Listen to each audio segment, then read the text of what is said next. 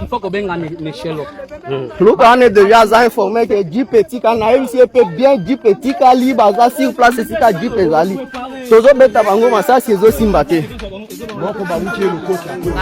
Babeti masta na biso moko machete oyo Karim azana munguti na yo ana sikoye soda na biso te. Soda ya bango kuna. Oh arata kinwa no na nyati na mito. O mususu na beta na makolo na tellement polomo. Ozana arme te na position tactique. Top déployer tout son na refuge. Mabenga force.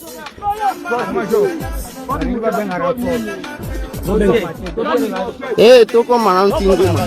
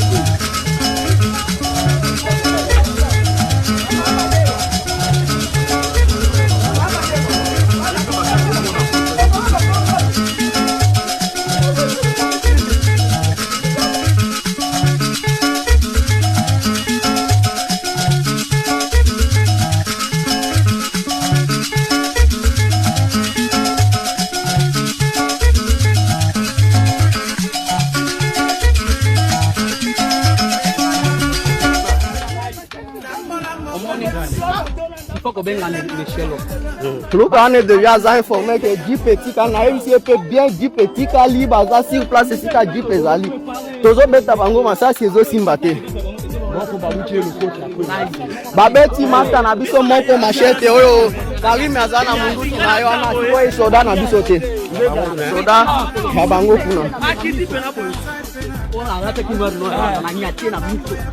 O mususu na beta na makolo na tellement polomo. Ozana arme te na position tactique.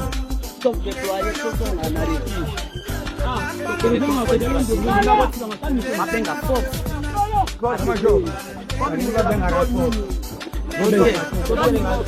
Toko manantinguma. Il faut qu'on baigne les chélos. On est déjà informé que 10 petits canaux, si peut bien 10 petits calibres, sur place, c'est ça 10 petits. Tozo beta bango masasi ezo simbate. Babeti masta na biso moko machete oyo Karim azana munguti na yo ana sikoye soda na biso te. Soda ya bango kuna. Oh arata kinwa no na nyati na mito. O mususu na beta na makolo na tellement polomo. Ozana arme te na position tactique. Top déployer tout son na refuge. Mabenga force.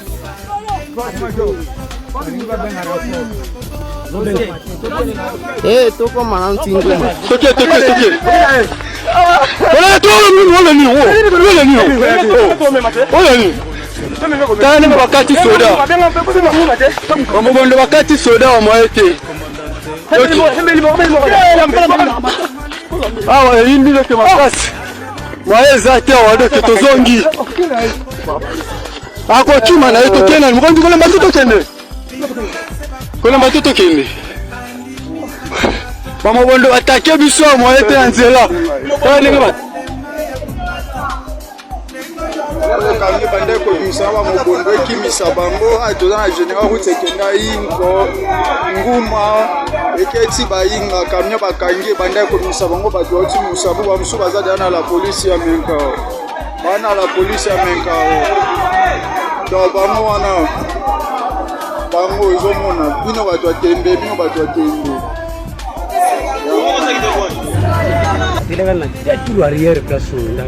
Ye biso kia zunga kaka direct ana la ligne yango. Des problèmes peut déjà en vitesse chef. Faut un degré vitesse. Ah tokomi baluka po tozonga. Tokuti deja jeep basi batumbi.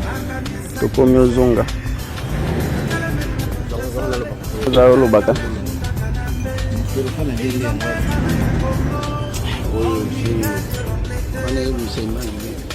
Eza na image mwa muke. Nous appelons le chef ensemble.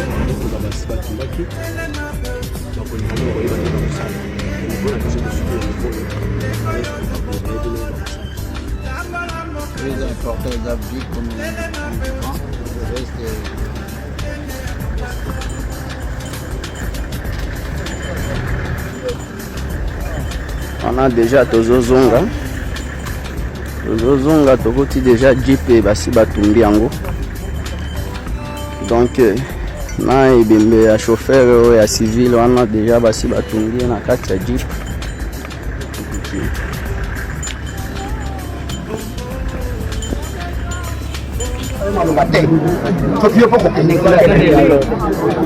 Je vous dis ceci, la population malobaté, n'a pas conseillé à péter, n'a pas obligé à payer, et puis n'a pas obligé à payer. Pour qu'on soit payé à ma casse. Si les députés n'ont pas dénoncé, on va gagner le Parlement. Vous voyez, je suis pour vous, monsieur. Je me plaque que je ne suis pas ton ami. Je ne suis pas ton ami. Monsieur, j'ai 19 millions de population. On a la zone. Faites attention. Je dis faites attention. Parce que je ne suis pas un malade. Je ne peux pas dire les choses pour les affaires. Attention.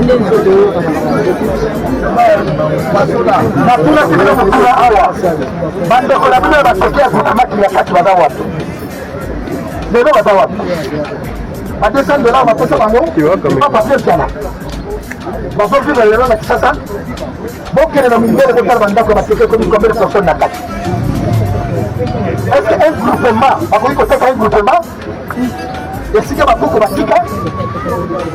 gouvernement qui n'a qu'à être en 2020, ils ont depuis beaucoup qu'on a dit non. Mais le nom va faire un groupement. Groupement est comme un frère, il va côté main d'homme. Pour un main d'homme, n'a bino. Ghana, et bien à côté Kama. Bino, on va faire la matinée là-bas. Donc, on va faire la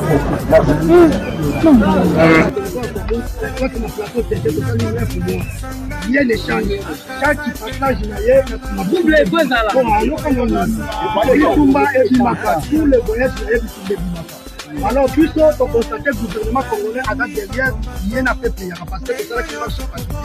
Au fait, ma déclaration de puissance au boy pas le médiateur ici. Ce qui peut-être le gouvernement se comprend de terre ou sous à Mouyaka. Comment Mouteka ça n'a pas Mouyaka, pas besoin de Koya Mouyaka, aya ko sa médiation preuve. Sadam alobi na meeting tango yaki liboso alobi na bomi ba teke o babanda kingai. Sadam lelo za protéger zo tamona milikongo parce que bazana ba ministre na bango na gouvernement congolais. Evoloko andimia wa epa ba beret rouge qui yende ba koma ki ba soda na Njeme aza leader ya Mobutu. L'état au gouvernement tindaki abakangi ya ki Mini Congo a quelques ministères bateau tambola pour nous faire voir que Mayaka Bada ici le gouvernement congolais pour bateau installation dans Zamba Balobi bango bazana ba relation étroite ou yakana moluba donc quelqu'un dans la place de RDC yango biso to ndimi lokwa to dans la place de gouvernement va faire confiance avec ça médiation il y a hypocrite il y a Autriche il y a Cameroun il y a Walobi Musuku akie Walobi Musuku akomi na toi akie na mupanza ndako sanitaire alobi bakunda minduki ba contrôler minduki exacté soit comme na mboka bayaka basali fait biso population peuple za souverain la constitution yango to ndimi biso ba tekelo ko to na biso na droit na période mais lorsque tu kokufa to kokufa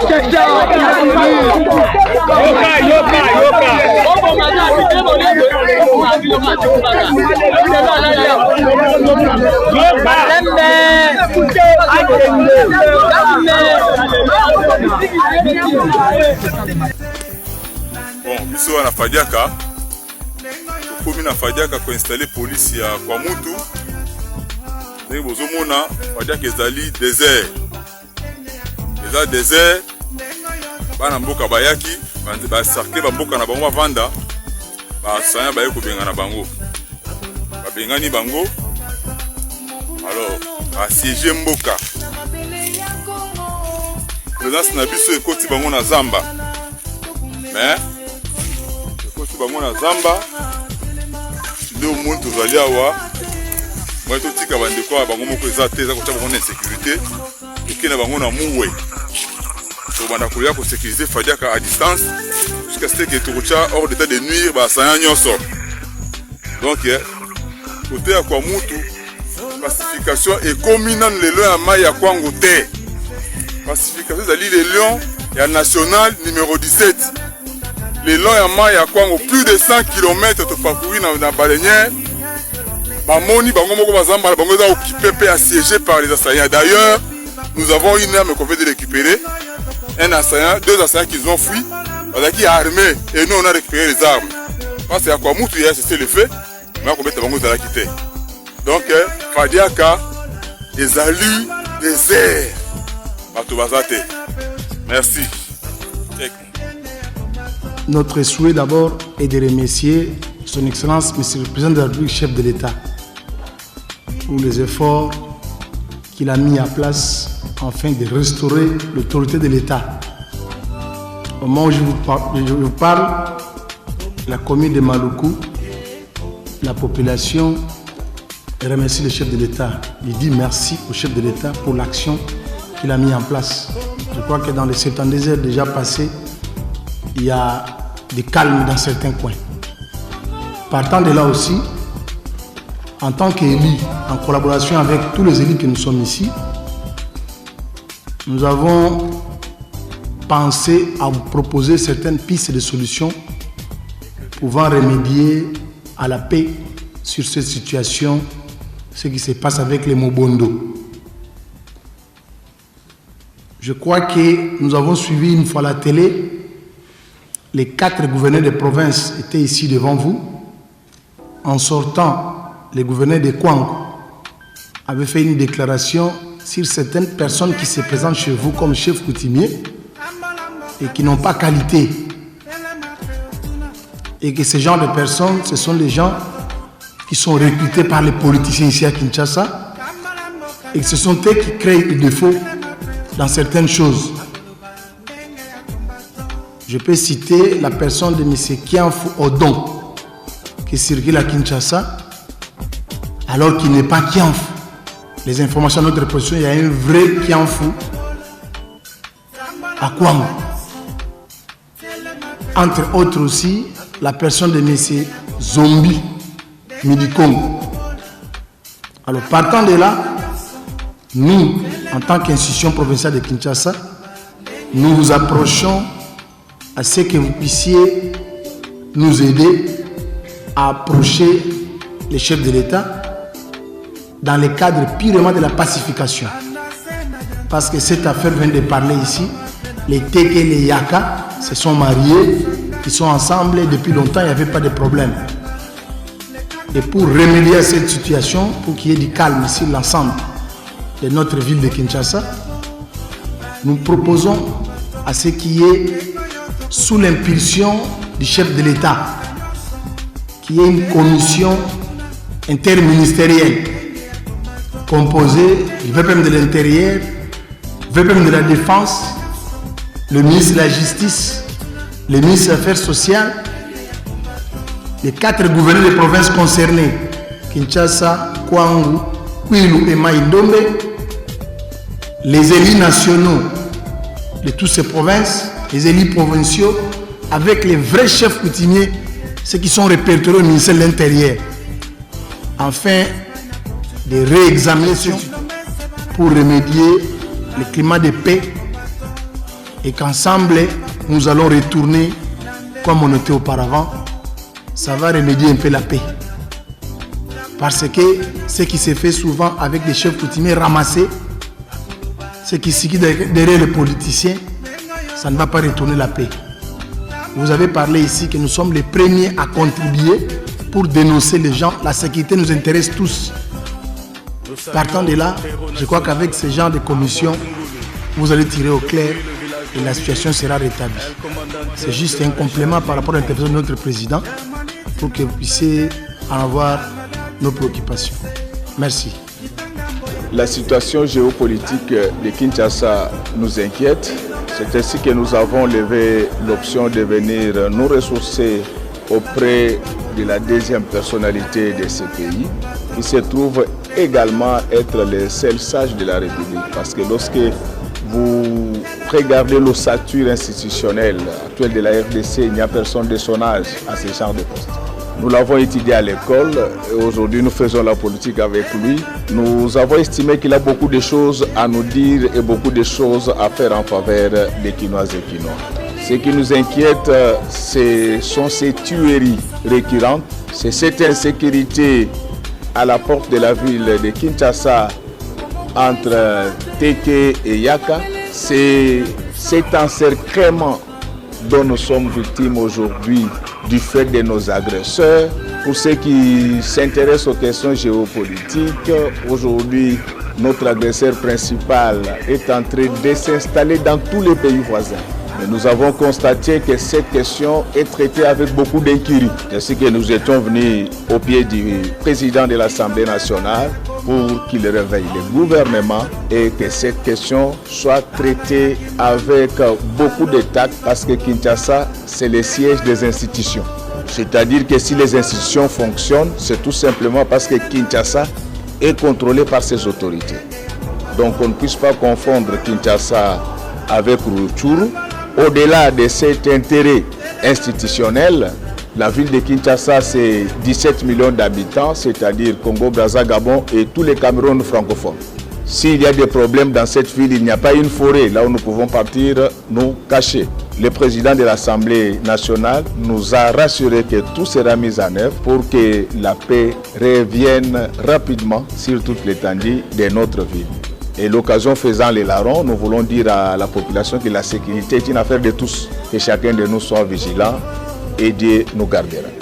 Le bureau de l'Assemblée provinciale ainsi que les honorables députés provinciaux ont des problèmes sécuritaires pour leurs électeurs et électrices de la ville de Kinshasa. L'Assemblée nationale se joigne à eux pour ramener la paix au niveau de la ville et surtout intervenir auprès du gouvernement central afin que le gouvernement central dote la police de la ville de Kinshasa de tous les moyens qui leur permettent de faire face à cette insécurité qu'il y a dans la ville. Il a été également question de nos enfants Koulouna pour qu'on trouve une solution afin qu'ils soient intégrés dans la ville.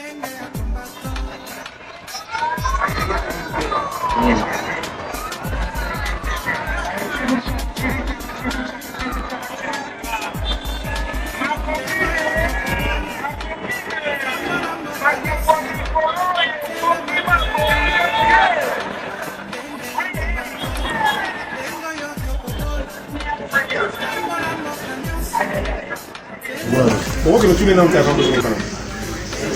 Nous avons la possibilité, nous avons la possibilité parce qu'il y a la possibilité dans la mission. Et yo du moins, yo nous avons le je n'ont pas le bébé, il y a sagesse, toujours connaissance ou on a fait ça. Yango na bandé la vie moto na monter ba d'abord ba origine. Moi dans mon Congo africain news. Comme bien africain, dans la trois piliers na yi. Moto si azo tambo na ba ange ne misato. Oyo papa pesi. Oh maman pesi. Na o mabele pesi. Ngombe ba to tambo na yo, ba to la kisa yo. C'est quoi l'avantage ya Yesu? Quand bando tuna ye makamba mokila vite. Papa na yo na mama na yo nde banzambe na yo yase. C'est quoi papa na mama banzambe ase dimba monaka te. Ya ke moko meneka bingane na kuni tabatim. Bozaka na kati ya Bible to bobimi. Bobimi. OK. C'est quoi Yesu alobi nga nazo kenya tikelo prière kaka mo ni balete papa na biso qui est aussi notre alobina habite à la likolo te bo traduire français na lingala ndenge esengeli. Notre Père qui est Zossier, beaucoup des cieux, qui est Zossier. Jésus n'a pas dit notre Père qui est au ciel, non, qui est au ciel. Il a dit notre Père qui est au-dessus. Au ciel, au ciel,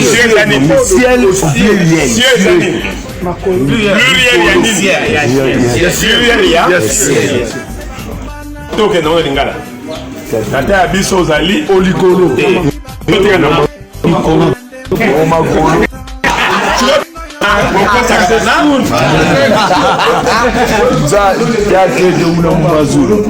mazulu ikongo bana yo keba o bazolo bana za kimazu ndesi ko bino bi o mazulu nini babi ba mikili wana nzambe ozali na bamikili wana siko balibini bamikili wana motune wala nde ozali bamikili nini yango bandokoma na esika wana nde koya koyeba nani koki te nazoyoka bato ya mese bozokoma na bareseau sociaux na bunda ya nga moko bozela tokobeta lokwa mibali bofe tisekeza moni biso ye moko epa baninga bamboka tolobaka yango atokende kuna te elilingo mabe bamosusu balingaka biso te tolobi yango te tokenda banda akendaka naye kokutana na kagame bayambani ye bakwoli bandi naloba eloko nini mama oyo nini akolo bato azokufa ntango bakufa mokonzi ya mboka ye aza kobina na robe oyo malinga nsima mama aloketo tobina alongoli basumisa akolata ya kala oyo ya 10 $. Bokonzi afesi esungi ya komataka zaka ya 1000 €. Tikalaka mbata. C'est quoi ça? Tu veux impressionner qui mbata? Hein? Tu sais maintenant là, il met des costumes à 1000 €, à 500 €, à 1500 €. C'est ça maintenant, non? Après c'est malé ou à limiter. Tu mettrais en place comme ça au côté. Mbata, on ne peut pas y avoir la tête. Tu vas Congo Brito. Fais ça, tu sais, il y a pas de ça monter. Au banc, ça monter. C'est impossible. Denge to bundite siko suki apende ko mabwe moto mongo apende fake siko nda ye abanza biso Congo zonga sima Congo kufa. Le président va fêter où ce soir? Oh Romeo Golf. C'est à quelle occasion? Oh anniversaire de la belle-sœur. Ok. Mboka bitumbeli bato. Oh de ton. Non, ezali de ton. À aucun des biens du bateau à couche.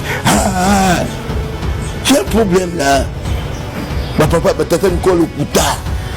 Et puis, le quoi, parce que je suis à Missaboye, soit le baguette de fait, c'est un benga na bango, un salaire. Benga na bango. Benga na camego. Benga na bango.